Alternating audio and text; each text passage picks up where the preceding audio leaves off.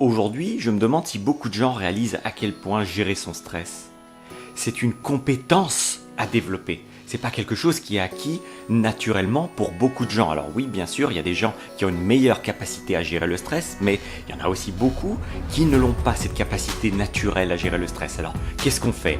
On blâme les autres et on pointe du doigt en disant « Oh, le monde est contre moi, je n'ai pas cette capacité à gérer le stress, bouhouhouhouhou ». Ou alors, qu'est-ce qu'on fait? On développe cette compétence avec des techniques précises, avec des étapes concrètes. Alors le stress se manifeste sous plusieurs formes, il y a le stress physique, le stress émotionnel, le stress au travail, le stress avec les enfants, le stress avec sa partenaire, le stress au lit, il y a plein de stress différents. Mais en général, il y a 3 étapes que j'ai découvertes qui marchent dans toutes les situations pour diminuer les niveaux de stress et pour prendre le contrôle d'une situation qui nous semble hors de contrôle. Et ça, c'est une compétence que vous pouvez développer, que j'essaye de développer du mieux que je peux. Et oui, c'est pas facile, je me plante, je fais des erreurs, mais il y a une volonté d'apprendre que je souhaite vous communiquer. C'est le but de cette chaîne, c'est le but de cette vidéo. Peu importe la situation qui vous stresse, on va prendre ici l'exemple du stress au travail, parce que c'est un problème qui est très courant en France, le stress au travail en général très haut. Voici 3 étapes qui vont vous permettre d'avoir de la portée sur ce stress et de développer cette compétence que vous pouvez développer pour augmenter votre résilience par rapport au stress. Première chose, mettez les choses en perspective, prenez de la distance. Si au travail par exemple, vous avez demandé à avoir une promotion, vous avez demandé à avoir plus d'argent, recevoir plus d'argent, vous avez une conversation très difficile avec votre supérieur et vous pensiez que vous alliez obtenir cette promotion, mais le résultat est tombé et vous ne l'avez pas. Ça veut dire que vous allez rester au même salaire et vous avez vraiment du mal à l'encaisser cette nouvelle.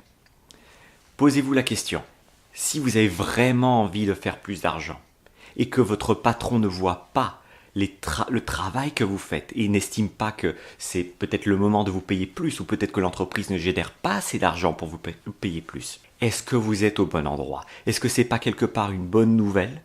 Je sais qu'il faut chercher loin et je suis pas en train de dire que c'est facile, mais est-ce que c'est pas quelque part quelque chose qui pourrait vous aider, le fait de ne pas avoir reçu cette promotion? Est-ce que l'énergie négative qui est liée avec le fait de ne pas avoir été promu ne pourrait pas être utilisée pour commencer à trouver un autre emploi, à développer des sources de revenus complémentaires? Cette énergie, cette colère qui est peut-être en vous, si vous n'avez pas reçu ce que vous vouliez recevoir, elle peut être utilisée à des fins positives et mettre le problème en perspective vous autorise à voir que ce n'est peut-être pas une si mauvaise nouvelle. Deuxième chose, une fois que vous avez un petit peu encaissé le problème, vous avez un petit peu pris de distance par rapport au problème, c'est le moment de faire une liste d'étapes et de trouver une solution pour résoudre ce problème. Parce qu'il y a tellement de problèmes qu'on veut résoudre simplement en étant un petit peu dans sa tête, sans mettre des étapes concrètes, des actions à prendre sur le calendrier, qu'il y a tellement de problèmes qu'au final on ne résout jamais. Parce qu'il y a un moment où il faut mettre des étapes, des choses à faire et les mettre sur le calendrier. Avec un jour précis, idéalement une heure précise pour faire ces choses qu'on n'a pas envie de faire. Alors si le problème c'était que par exemple un employé n'a pas été promu, alors cet employé qu'on va appeler John peut rentrer chez lui. Alors John il va rentrer chez lui et il va écrire toutes les choses qu'il pourrait faire pour soit développer des sources de revenus complémentaires. Par exemple, il pourrait se former, il pourrait acheter une formation. Il y a plein de gens qui font des formations sur les revenus complémentaires actuellement sur Internet. Certaines d'entre elles sont de qualité, beaucoup n'en sont pas. Mais ce qu'il faut faire, c'est qu'il faut écrire un petit peu quelles sont les stratégies qui vont être utilisées pour faire des revenus complémentaires et ensuite décider de quel jour John va acheter cette formation de revenus complémentaires. Et pourquoi est-ce que John ferait ça? Parce que la nouvelle qui a effrayé John ici, le fait qu'il n'ait pas reçu sa promotion, c'est une nouvelle qui nous laisse penser qu'on n'a pas de contrôle sur les choses, alors que le fait de chercher un emploi, même si ce n'est pas énormément d'heures tous les jours, ça nous donne l'impression qu'on peut changer les choses, ça nous donne l'impression qu'il y a de l'espoir. Et c'est une grosse partie de la résolution du stress dans nos vies, de savoir que oui, les choses difficiles arrivent dans la vie, mais oui, il y a aussi des choses qu'on peut faire pour que de moins en moins de choses difficiles nous arrivent et de plus en plus de choses positives viennent à nous. Alors, troisième stratégie pour avoir plus de résilience par rapport au stress, c'est de se dire que effectivement, il va y avoir des situations où il ne va pas y avoir de solution. Qu'est-ce qu'on fait après un décès? Qu'est-ce qu'on fait après une rupture où la personne est bien décidée à s'en aller? Qu'est-ce qu'on fait? Si on reparle de ce John qui n'a pas eu sa promotion, il rentre le lendemain chez lui et il voit que sa femme l'a quitté et que sa grand-mère est morte, Bon, pauvre John, hein, il déguste là. Mais bon, il y a des choses où John va pas pouvoir faire grand-chose.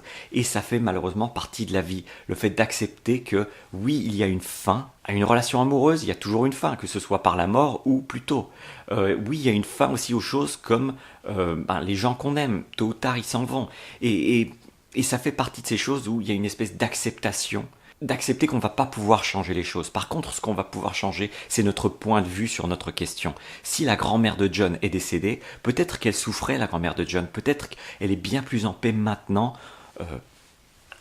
qu'elle n'est plus en vie. Peut-être qu'elle perdait la tête et que ça la rendait folle. Et donc, le fait que John arrive à changer son point de vue par rapport aux choses sur lesquelles il n'a pas d'impact, ça va beaucoup relaxer John, ça va beaucoup faire descendre les niveaux de stress de John. J'espère que cette vidéo vous aura été utile, je l'espère sincèrement. Dans tous les cas, prenez soin de votre cerveau. Demain, on se voit pour un autre contenu. C'était Thierry Markovitch.